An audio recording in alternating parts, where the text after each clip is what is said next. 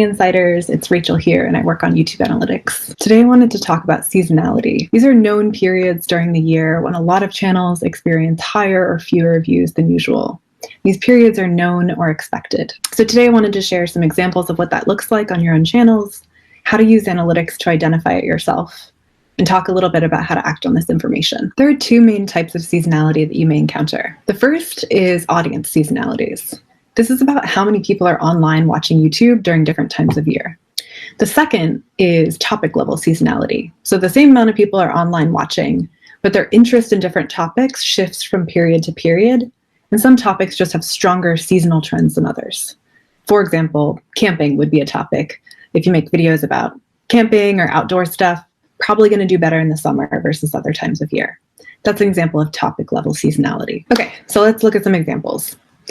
The one I wanted to start with is back to school, because I feel like a lot of channels are experiencing this right now. You might notice that your videos are taking off a little bit slower than usual. Their early viewership, or the views they get in the first few hours after release, are just a little bit lower than what you're used to. So the chart I'm going to bring up is actually what this looks like for a lot of channels. This is a small group of channels experiencing back to school seasonality. What happens during the summer when people are out of school, sometimes they're on summer holidays, is that a lot of channels have more consistent viewership because your audience is around watching every day. So that's that smooth line during the summer. Then in mid-August, you see viewership drop a little bit and shift towards the weekends on Saturday and Sunday. And this is really representative of people's schedules starting to change. There are two lines on this chart, by the way, because this is 2019 and 2018. I'm just illustrating how you can find this in analytics by doing a year-over-year comparison. One thing I want to caution against is removing or deleting videos just because it got fewer views in the first few hours. If this is because of back-to-school seasonality, the underlying reason is not because it's a bad video or it flopped. It's just because viewers aren't around yet on YouTube to recommend that video to. If this is happening, the two main points I want to caution against is, one, it breaks notifications. So if you upload a video and then we send out notifications for it, viewers click through and the video is not there, it's a really frustrating viewer experience. The second one is that it can actually potentially hurt your recommendations. And let me caveat this. If viewers have already watched your video and then you remove it and then you re-upload it and then we offer it to them again, they're more likely to ignore it or not watch it that second time if they've already seen it. And that's definitely not a good signal for the recommendation system. What's likely happening if you have experienced back to school seasonality in the past is your viewers just aren't around on YouTube to recommend that video to yet. Another example of audience level seasonality is around holidays. Holidays are interesting because they can lead to both positive and negative seasonal trends. So during Christmas and New Year's sometimes when people are taking lots of breaks, or during the summer holidays like we mentioned, a lot of people have more time to watch YouTube.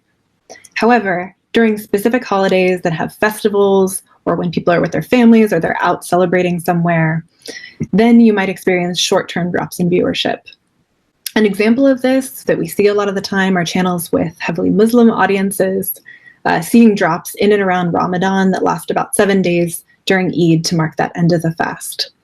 This is sometimes what it can look like. So here you can see that 7-day temporary drop. And again, the best way to identify this is by doing a year-over-year comparison. So the blue and the purple lines are 2 years. You can compare it yourself. If you see a temporary drop, you can just use a little shorthand and do compare year over year. Another type of content with strong seasonality is exercise and workout videos. So I find this chart really interesting. It's pretty much as expected, but every New Year's, people set New Year's resolutions, and these small bumps up every year, so you can see them on the chart, these little increases. These are New Year's resolutions. These are January 1st. So you can see that exercise and workout definitely has very strong seasonal components to it. The third example I have is around SFX, or special effects makeup, which I'm really into myself and tends to peak every year in and around October and Halloween. So I'm going to pause here and tell you to think about your own channel. What type of content do you make around what topics that might have really strong seasonal patterns? What's important is that you plan in advance and think about what your audience is going to be interested in during different times of year and how their interests shift. If you learned anything from this video, I hope it's that click-through rate and average view duration are not the only factors that are going to explain how many impressions your videos are getting and how many people are watching your videos.